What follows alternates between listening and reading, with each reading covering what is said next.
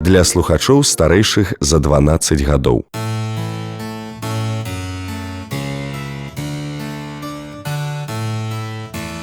Дыялогі пра культуру.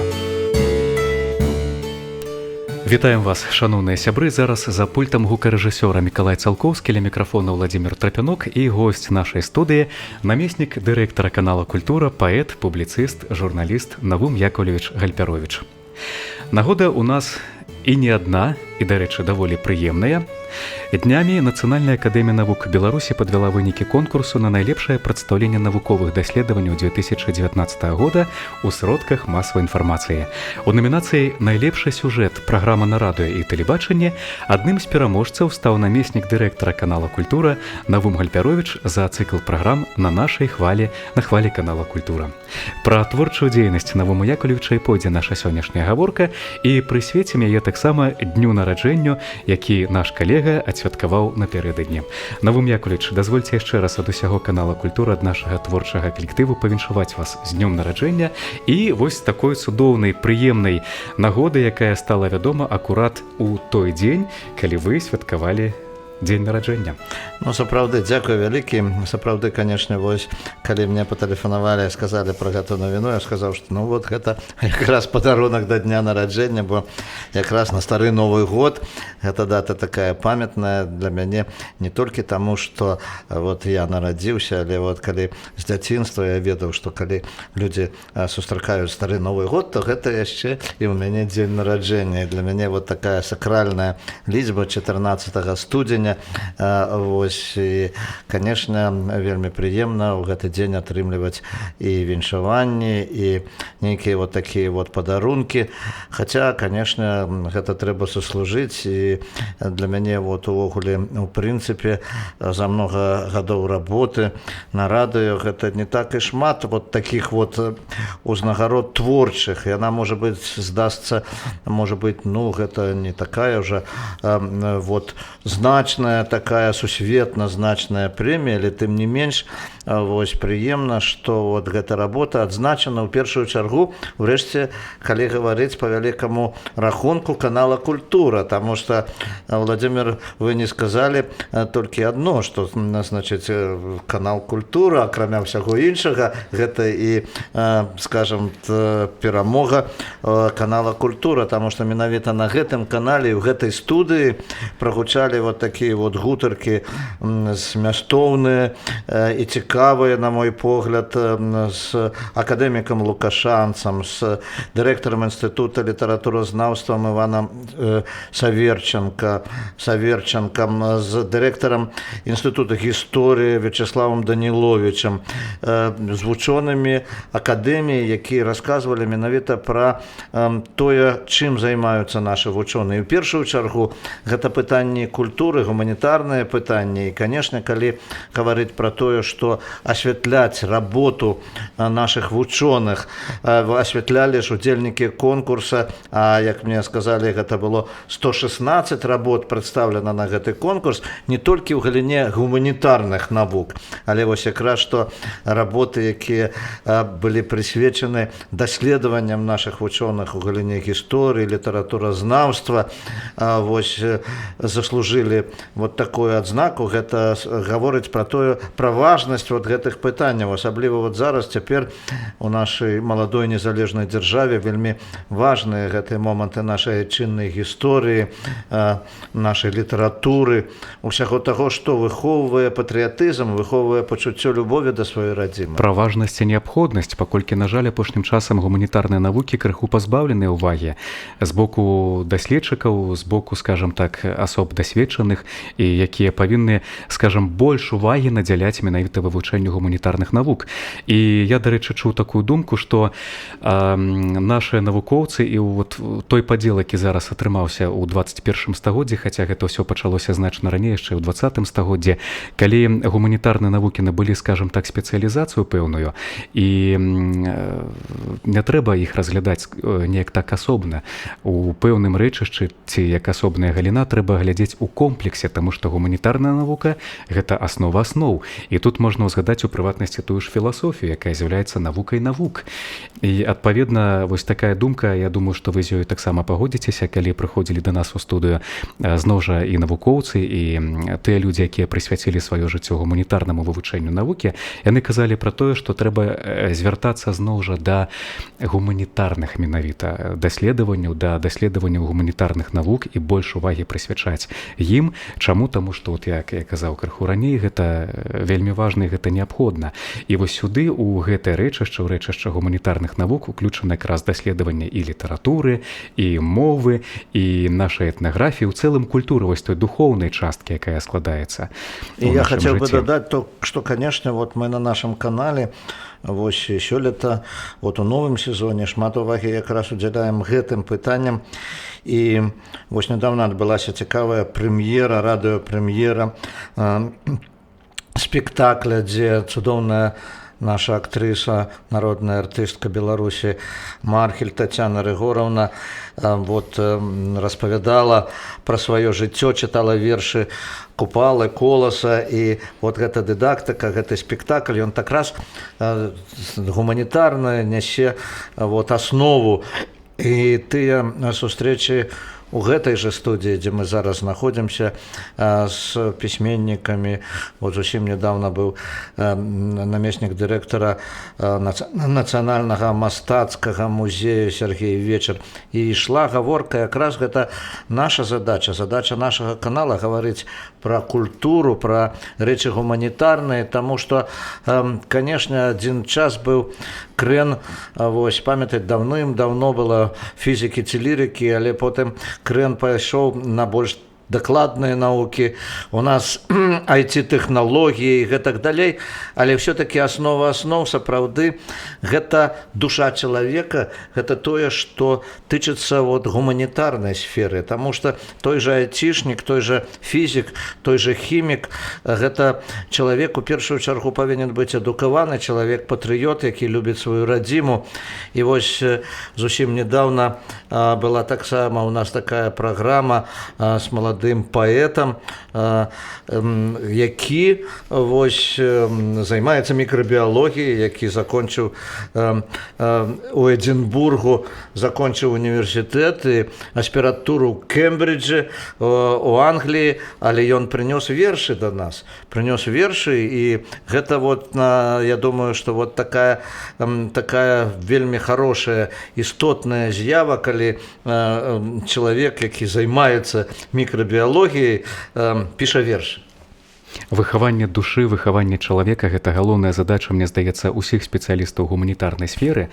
Гэта і творчыя асобы, якія павінны найперш, напэўна, клапаціцца пра з'яўленне вось тых эмоцый у чалавеку. Гэта і тэатры, гэта і філармоніі, гэта і бібліятэкі, гэта і ў тым ліку канал «Культура» беларускага радыё, які ў сваёй дзейнасці якраз такі і прытрымліваецца вось гэтых прынцыпаў выхавання, адукацыі,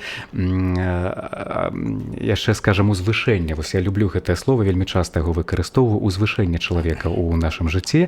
І зноў жа, у чым прыярытэт таго ж канала «Культура» і ў цэлым радыё, што адначасова тое, што транслюецца на нашых хвалях, робіцца даступным для велізарнай колькасці людзей. І ніводная зала, ніводная там канцэртная ці тэатральная не змесціць такую колькасць людзей.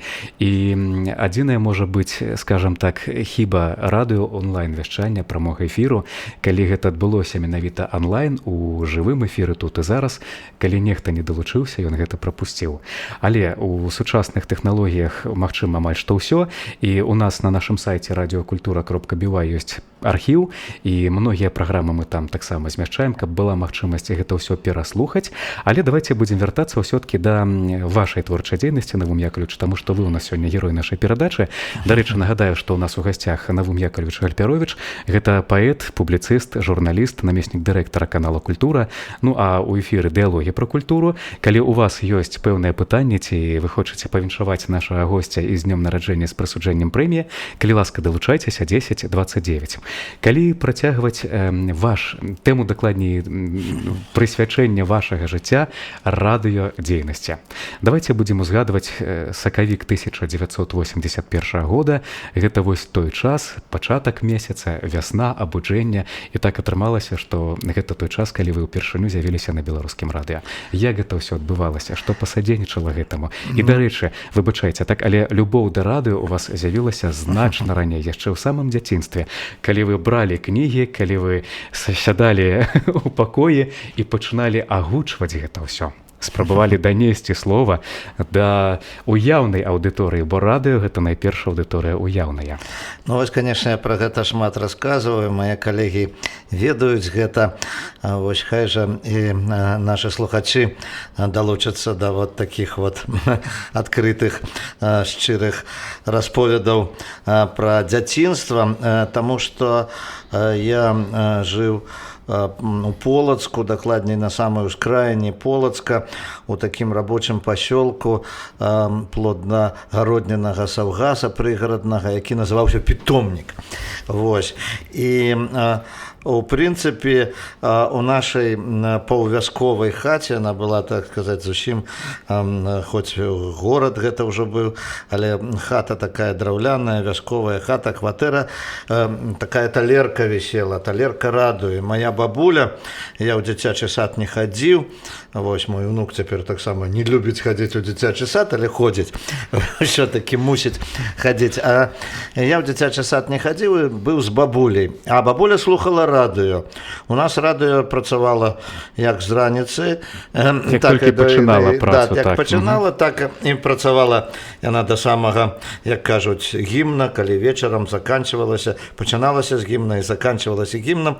Ну, я ў 6 раніцы яшчэ не ўставаў, але калі ішлі дзіцячыя перадачы, я ўжо слухаў гэтыя дзіцячыя перадачы, і я памятаю, шукаем усюды мічыка, шукаем усюды флічыка. Гэта мічык-флічык, такая казка была. Забалелі ў вавёрачкі зубкі, не можа раскусіць на арэхавай шкарлупкі. Потым я даведаўся, што гэта Васіль Вітка, што гэта казку чыталі Васіль Вітка. А бабуля моя ведала усіх дыктараў, усіх артыстаў па галасах, і мне гаварыла, вот гэта Бузук, а вот гэта Рахленко. І я вот з дзяцінства, так сказаць, ведаў, што такое радыё. Я ніколі не ўяўляў, што я сам буду працаваць на радыё. І, ну, шчыра кажучы, не марыў пра гэта.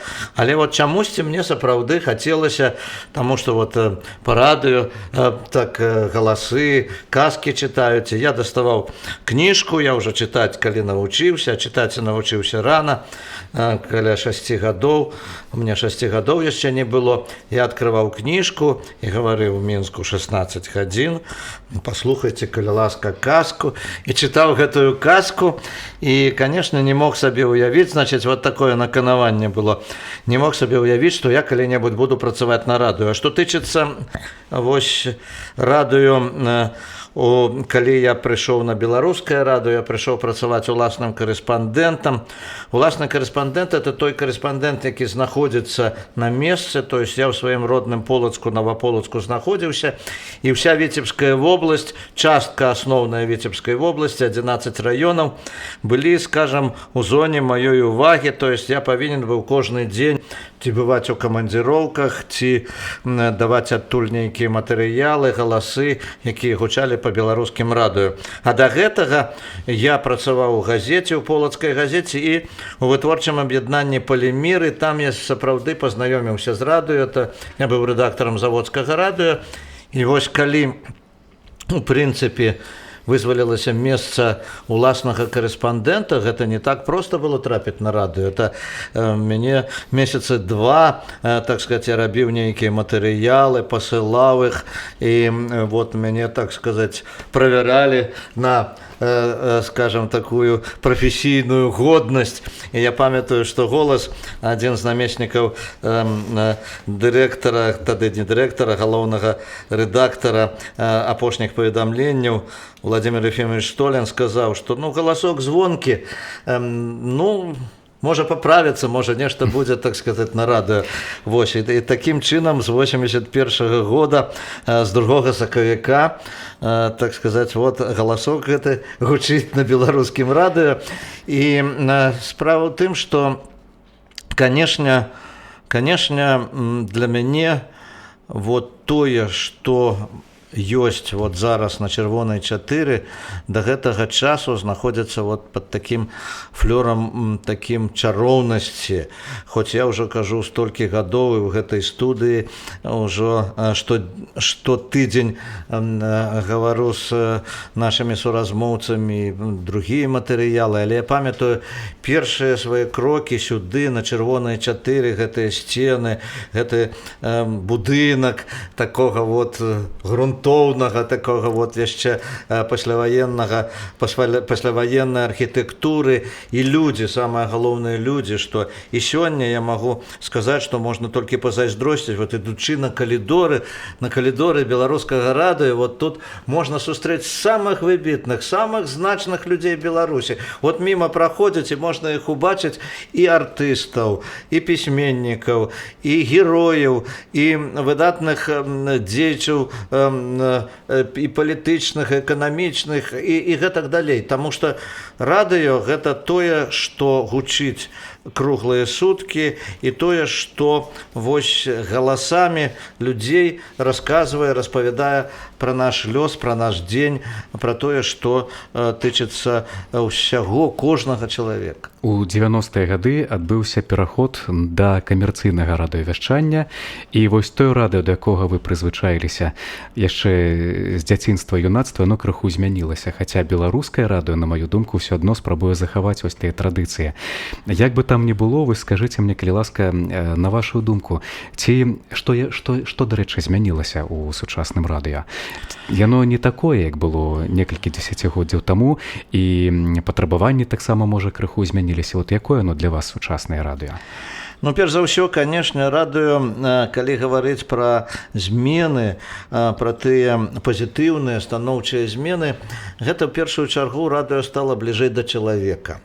Канешне, калі я яшчэ гавару пра тыя перадачы, якія слухаў з дзяцінства, гэта я сказаў пра п'есы, пра радыётэатр, пра, скажам, казкі дзіцячыя, але там жа былі і апошнія паведамленні, і былі матэрыялы, самыя розныя рэпартажы і гэтак далей. Калі гэта начытвалі дыктары, калі гэта начытвалі прафесіяналы, гэта было здорава, гэта было добра, гэта былі пастаўленыя галасы, гэта было ўсё гучала, але не хапала крыху чалавека. Сёння радыё ўваходзіць да людзей жывымі чалавечымі галасамі. Засталіся акцёры, засталіся дыктары, засталося вот такое, засталося гучанне. Вот, дарэчы, наша беларускае радыё вызначаецца якраз прафесійным адносінамі да гучання, таму што нашы галасы і Алега Вінярскага, і Маргарыты Захарыя, і Лікі Пташук, яны высокапрафесійныя, гэта высокапрафесійныя акцёры, якія на радыё гавораць прыгожымі галасамі, але кожны сёння карэспандэнт, напэўна, нашы слухачы заўважылі, што навіны чытаюць, расказваюць пра навіны. Тыя людзі, якія рыхтуюць гэтыя навіны, гэта нашы карэспандэнты. Гэта людзі, якія, можа быць, не маюць вот акцёрскай адукацыі, але ёсць жывыя галасы. І вот гэта магія жывога голаса, яна вельмі важная, таму што я памятаю, як я ў Пекіне ехаў і слухаў, як таксіст слухае нейкую гаворку па радыё. А што гэта такое? Гэта чалавек гаварыў, гэта чалавек расказваў пра сябе, і вот гэты жывы голас, гэта набліжае радыё. Я кажу, што мы прыходзім у госці ў кожны дом. Можа быць, нас не ўсе клічуць у гэтыя госці, гэта яшчэ больш высокая адказнасць. Вот не клікалі, а мы прыйшлі. І мы хочам расказаць. І чалавек, які слухае гэта, ён паверыць не толькі яшчэ таму, што мы гаворым, а як мы гаворым. гаворым, наколькі гэта звязана з эмоцыямі чалавечымі, наколькі гэты голас чалавечы блізкі і наколькі ён, вось скажам, прыцягвае сваёй шчырасцю, сваёй нейкай такой вот своеасаблівасцю. І поэтому вот у гэтым радыё, по-моему, яно ва ўсім свеце наблизілася до чалавека, потому что это тэндэнцыі такія сусветныя, што радыё гэта не толькі аб'яўленне, аб'ява такая вот высокая, такая урачыстая, значит, пафосная, а гэта яшчэ жывая гаворка з чалавекам. Чалавек сёння слухае радыё не толькі дома седзячы, як моя бабуля, не толькі вось, значит, скажем, стацыянарна, а чалавек едзе ў тралейбусе, чалавек едзе у машыне, уключае радыё, чалавек можа з тэлефона слухаць радыё, і поэтому радыё павінна быць блізкім да яго, чалавечым і такім вот шчырым. Зместавае напаўненне яшчэ таксама павінна быць не такое, конечно, як конечно, найперш, напэўна, я так? думаю, што вот усё-такі змены гэта тычыцца не толькі вот манеры і не толькі галасоў, а таго, што мы гаворым, змест таго, што мы гаворым, бліжэй да жыцця, бліжэй да чалавечых клопатаў, бліжэй да таго, што хвалюе людзей, бліжэй да таго, што ім цікава. Прынамсі, пра тое, што на канале «Культура» гучыць музыка, гучаць інтэрв'ю з нашымі вядомымі і маладымі выканаўцамі, кампазітарамі. І, конечно, вельмі цікава, калі вот гэты чалавек, наш герой, раскрываецца таксама ў гэтай гаворцы, таму што, раней, вы ведаеце, мы зараз робім такія экскурсы ў мінулае да 95-годдзя беларускага радыё, і мы вот з вами, вядучыя, уже 2 вечара такіх правялі ў музеі Янкі Купалы, калі мы даём старыя нейкія моманты, звязаныя стужкі, звязаныя з тым, якім было радыё ў 20-е, 30-е гады, то раней нават корэспандэнта пытанне агучваў дыктар. І гэтае пытанне было, адчуваецца, што гэта пытанне было спачатку напісана, а потым дыктар яго агучыў і гэтак далей. А вот мы размаўляем зараз па радыё, і вот каб нашы слухачы гэта бачылі, а ты, хто, дарэчы, вы правильно сказалі, могуць паглядзець на нашым сайце і відэо гэта, то яны ўбачаць, што ў нас ніякіх нарыхтовак такіх няма, ніякіх там тэкстаў няма завізіраваных, і мы проста сядзім і гаворым. Вот у вас мои книжки лежаць, у мяне вот толькі што прыйшлі, мне перадалі лісты, я вельмі удзячны, хочу сказаць, што удзячны Новополацкаму гарадскому выканаўчаму камітэту, што вот мне прынеслі ліст, мяне павіншавалі, я ганаровы грамадзянін Новополацка, і вось якраз вот гэтыя лісты вот толькі што мне на калідоры вручылі. Свята працягваецца, гэта да таго, што дзень нараджэння можа цягнуцца яшчэ доўга. Навум Яковлевич, я хочу крышачку зноў жа звярнуцца да вашей дзейнасці на радыё, і давайте ўспомнім 16 гадоў служэння любімай справе менавіта на радыё Беларусь, тое радыё, якое знаёміць з нашым жыццём для тых, хто калісьці выехаў з гэтай краіны, але па-ранейшаму цікавіцца, па-ранейшаму жыве успамінамі, любоўю да Беларусі, да роднай краіны. Вось тыя 16 гадоў, і калі я не памыляюся, радыё Беларусь з'явілася ў эфірнай прасторы ў пачатку 60-х, так, вялікі кавалак часу быў прысвечаны менавіта вашай дзейнасці, вашаму кіраўніцтву. За гэты час значна павялічыліся аб'ёмы вяшчання радыёстанцыі Беларусь. За гэты час павялічылася ў разы колькасць моў, на якіх гэтая радыёстанцыя вяшчала. Раскажыце, калі ласка, вось якія мэты вы ставілі перад сабой, калі былі на радыёстанцыі Беларусь? Для мяне таксама было крыху нечакана вот гэтае прызначэнне, таму што, ў прынцыпе, скажу шчыра, не таму, што мы гаворым на канале «Культура». Я, конечно, больш быў схільны вось якраз працаваць на канале «Культура», але так вот, здарылася, мне прапанавалі узначаліць гэта міжнароднае радыё Беларусь, і, конечно, я спачатку конечно, хваляваўся, таму што для мяне гэта была вот нейкая новая плынь, потому что наше радио «Беларусь» — это радио, которое рассказывало свету и рассказывае свету про Беларусь на розных мовах, и она працуе на замежжа. І, конечно, калі гаварыць про тое, што калі я прыйшоў на гэтае радыё, то было 4 гадзіны вяшчання. 1 гадзіна была на англійскай мове, 1 гадзіна на нямецкай мове і вяшчанне на беларускай і рускай мове. А да гэтага вяшчання было толькі на беларускай мове, таму што да таго, як Беларусь атрымала незалежнасць, гэта было аддзяленне усесаюзнага, скажем так сказать, замежнага вяшчання, і для Беларусі это было галоўная задача неяк таких прапагандысцкіх, скажем, мэтаў.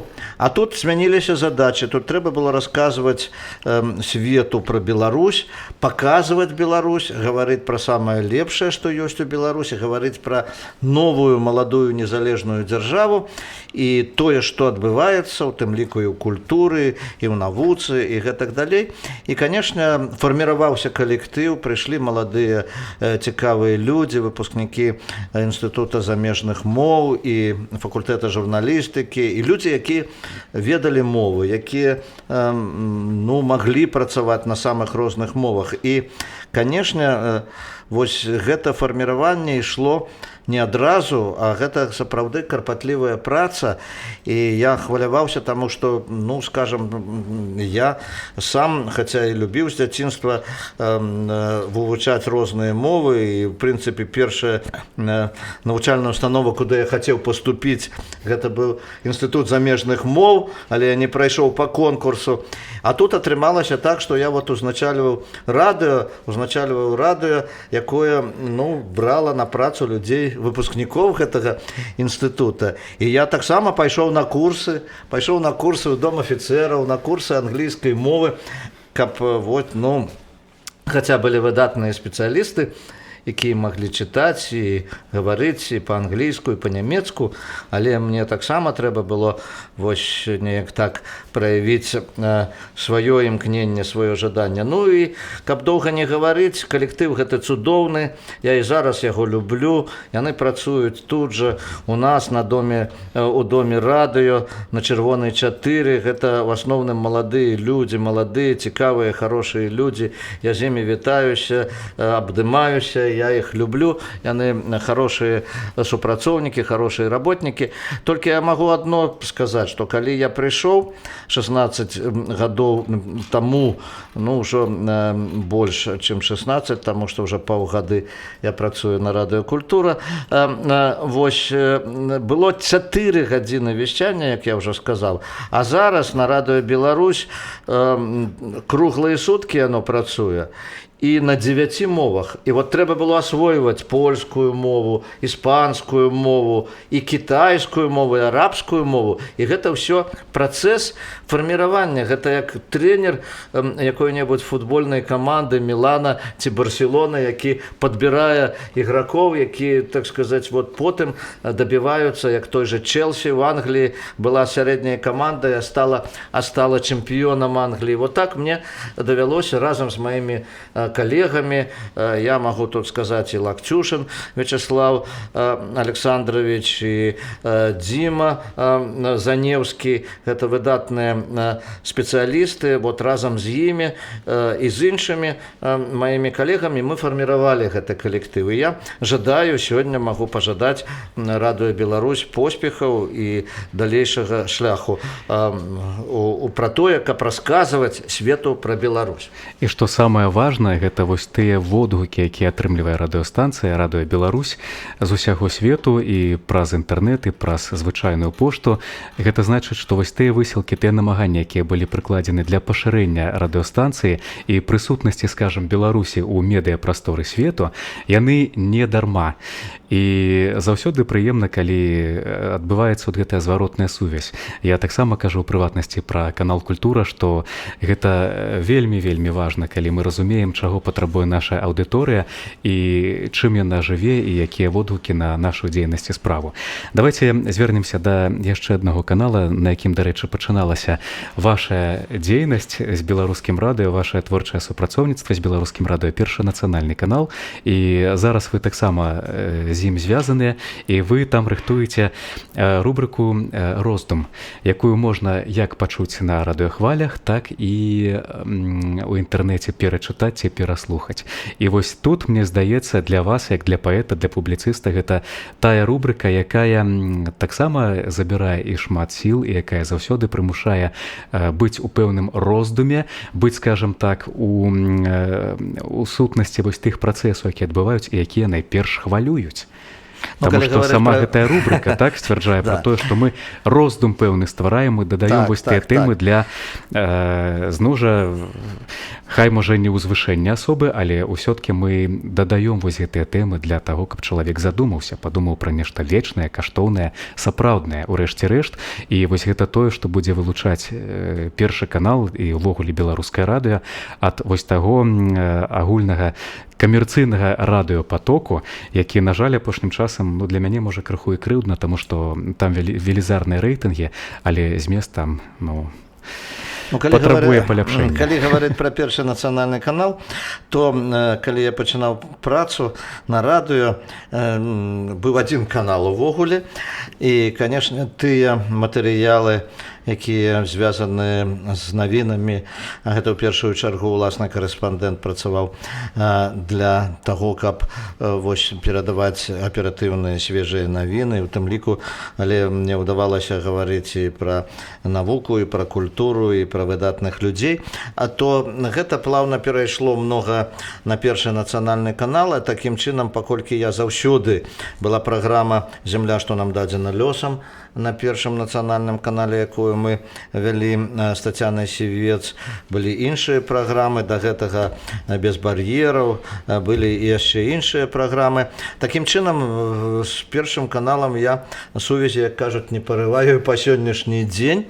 І калі гаварыць пра вот гэтую праграму «Роздум», гэта нарадзілася думка, я магу проста сказаць, што вось у мяне такая думка тады нарадзілася, таму што блогі з'явіліся у інтэрнэце, радыёблог, вот выказацца за кароткі тэрмін, выказацца пра якую-небудзь праблему, пра нешта такое важнае, што хвалюе людзей, пра жыццёвае, пра надзённае, вось можна вот за гэтыя 5 хвілін,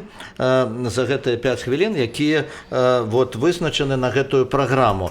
І, канешне, тады я памятаю, паглядзеў на мяне чалавек, які адказваў за вот Першы нацыянальны канал, так вот хітра, радыёблог, гэта цікава, увогуле гэта Антон Борисович Васюкевич, і, значыць, гэта якраз, давайте радыёблог.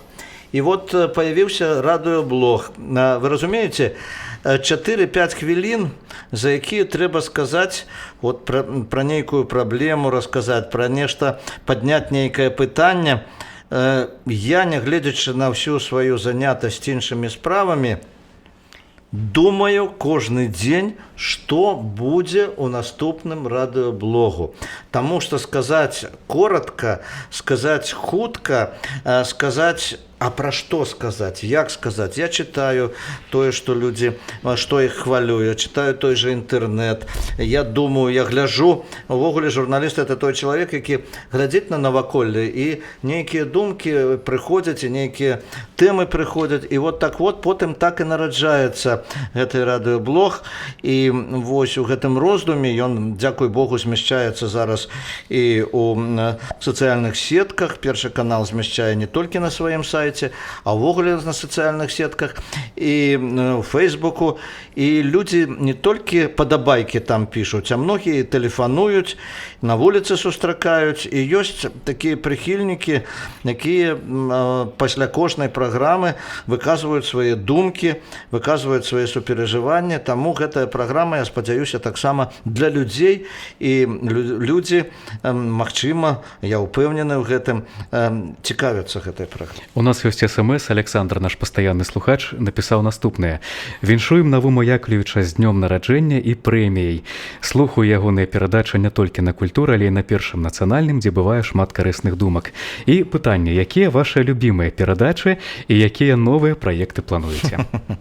Ну, мои любимые передачи на радио «Культура», амаль усе, якія я вяду, ну, яны ўсе любимыя, але самыя любимыя, калі сказаць, мне вельмі падабаецца гаварыць пра паэзію 21 стагоддзя, сустракацца з паэтамі, расказваць, і калі акцёры потым чытаюць іх вершы, а перад гэтым выказваць, знаёміць з іх біяграфіяй, па магчымасці гаварыць, браць у іх інтэрв'ю. Цікавыя, мне здаецца, вот цікавыя такія дыалогі пра культуру, культурныя скрыжаванні. Гэта праграмы, якія мне падабаюцца. Канешне, я люблю радыёблог, вось, роздум. Але у гэтых праграмах вы працуеце, вы выступаеце як стваральнік. А вот можа, што не датычаць менавіта вашай радыёдзейнасці? Ну, мне падабаюцца праграмы канала «Культура», якія вось у рытме дня, дзе людзі, которые вось вядучыя, которые прыходзяць у 7 гадзін раніцы, пачынае праграму, і 2 гадзіны ідзе такая вот марафон такі ідзе, дзе ёсць самыя розныя. Цудоўная праграма ДНК, праграма для дзяцей, падлеткаў, дасціпныя, настойлівыя, кемлівыя, назва хорошая, і хорошыя, так сказать, людзі, Наталья Сіротка, і вот Ольга Груша, і Шмуратова. Гэта цікавая праграма, і калі дзеткі яшчэ прыходзяць на радыё, чытаюць вершы, расказваюць пра сябе і на беларускай мове, я думаю, што это вяртанне да вот тых дзіцячых успамінаў, калі я слухаў дзіцячыя праграмы, і гэта на канале «Культура». Цудоўныя канцэрты, цудоўнае знаёмства з сусветнымі музычнымі шэдэўрамі. Мне гэта падабаецца. Но што тычыцца праграм, мне падабаецца праграма Валянціны Стэльмах, якая расказвае, галерэя, якая вядзе гаворку пра цудоўных нашых цікавых людзей. Мне вельмі падабаецца праграмы, якія робіць Тацяна Песнякевіч, пра вот фальклор наш, пра нейкія такія фальклорныя калектывы, пра нашых спевакоў. Женя, наш Толкачоў. Я памятаю, як ён мяне ўзрадаваў, калі прывёў да мяне ў кабінет вот цэлы калектыў ветрынскі, не ветрынская, а вёска Багатырская Полацкага раёна, якія спеваюць народныя песні ў перахлёст, як кажуць. Это яны сталі вось лаўрэатамі, і яны вельмі цікавы калектыў. Я некалі пра іх рабіў рэпартаж даўным-даўно. А вот гэтыя праграмы Толкачоў іх робіць з любоўю, цікава. Конечно, цудоўна чытаюць праграмы, чытала Ліка Пташук «Знак бяды» Быкова, Маргарыта Захарыя цудоўна читае вершы, Олег Вінярскі.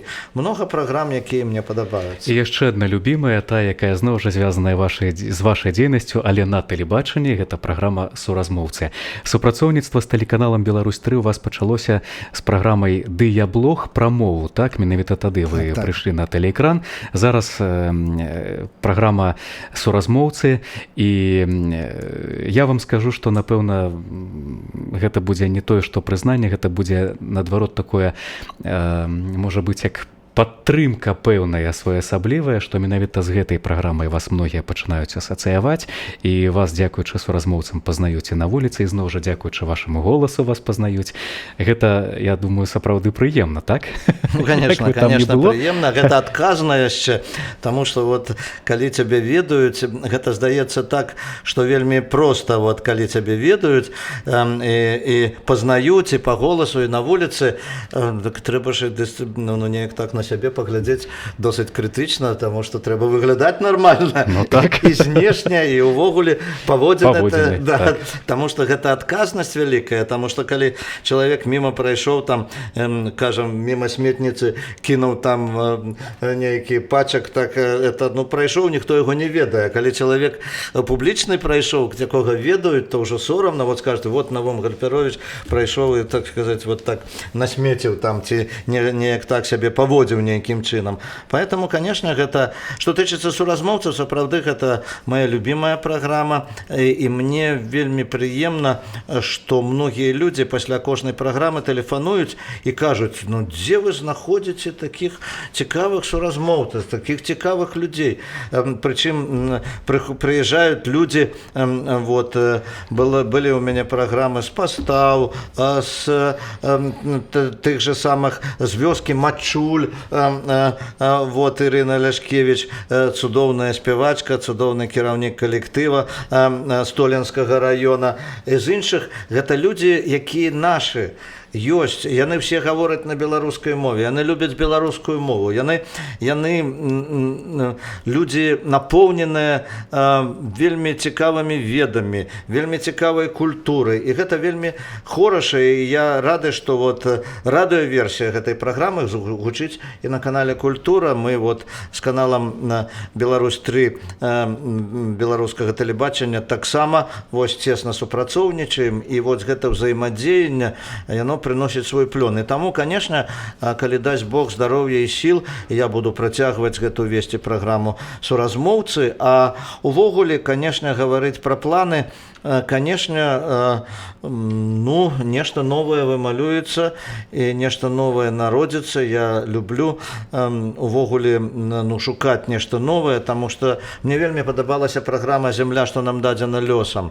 Яна была на нашым радыё спачатку на першым канале, потым на радыё Беларусь аж на 7 гадоў, а потым я зразумеў, што трэба мяняць нешта.